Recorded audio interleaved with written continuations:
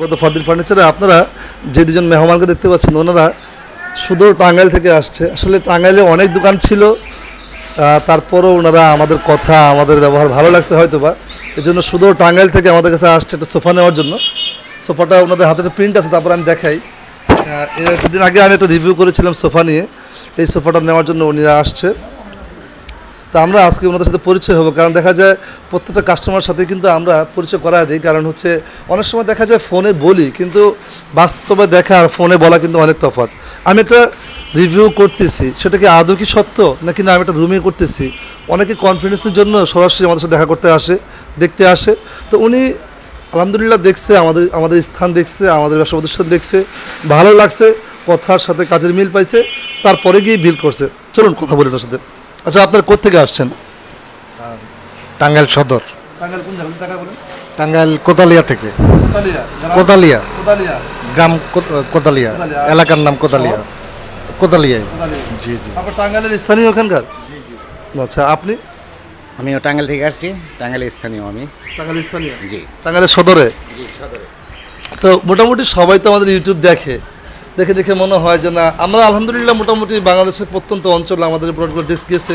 আমাদের কাছে অনেক প্রবাসীরা সবচেয়ে বেশি অর্ডার পায় প্রবাসীর কাছ থেকে। তো এই যে আসলেন, যেমনটা ভিডিওতে দেখছেন, আসার পর কি ওরকম মনে হয়েছে?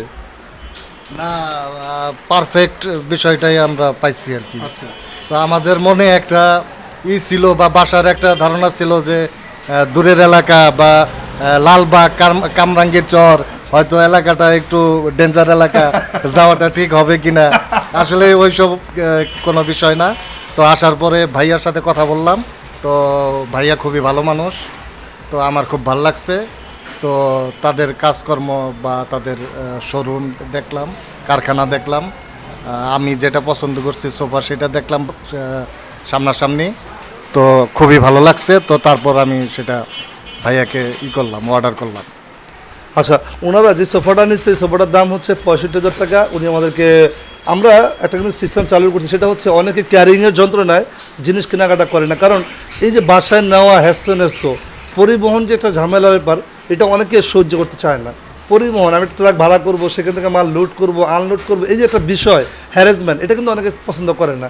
এর জন্য আমরা ঢাকাতে ফ্রি ডেলিভারি ব্যবস্থা করছি। আর আমাদের গাড়ির আমার যে গাড়িটা আছে, এটা হচ্ছে ঢাকাতে লাইসেন্স আছে, কিন্তু ঢাকার বাইরে কোনো লাইসেন্স নাই। তো আপনারা চাইলে আপনারা কোনো ভেজাল ছাড়া শুধুমাত্র আপনি পেমেন্ট করবেন, বাকি দায়িত্ব হচ্ছে আমরা নিব। কারণ আমার ব্যবসায়ীটা, আমার দায়িত্বটা দরকার। যেমন বিদেশে আপনারা দেখেন, আপনি একটা পিৎজা অর্ডার করবেন, আপনার বাড়িতে পিৎজা দিয়ে আসে, কারণ এটা ওর কাজ।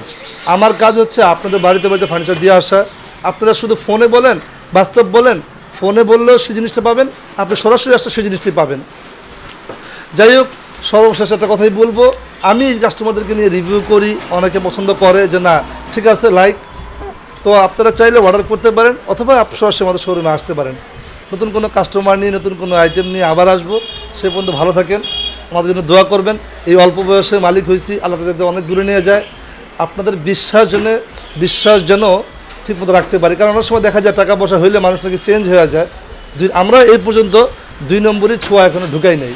আমরা যা বলতেছি 5 টাকা বেশি নিচ্ছি, আপনার কাছ থেকে 5 টাকা বেশি নিব, আপনার কাছে খুশি লাগবে যে না আপনাকে ভালো জিনিস দিচ্ছে। আর যদি আপনার কাছ থেকে 5 টাকা কম নেই, আর যদি খারাপ জিনিস দিই, আপনি ওই জিনিসটা যতদিন পর্যন্ত ব্যবহার করবেন ততদিন পর্যন্ত আপনার বদদোয়া। আপনারা জানেন, আমার একটা মা বৃদ্ধ প্যারালাইসিস, উনি সারাটা দিন মানে মাথার সেন্স নষ্ট। তো এই বৃদ্ধ মা বাবা নিয়ে আসি, মা বাবাকে আপনার সেবা করবেন, আল্লাহ তাআলা রিজিকের ব্যবস্থা করে দিবে। সবাইকে ধন্যবাদ জানিয়ে বিদায় নিচ্ছি। আমার মা বাবার জন্য দোয়া করবেন। আসসালামু আলাইকুম।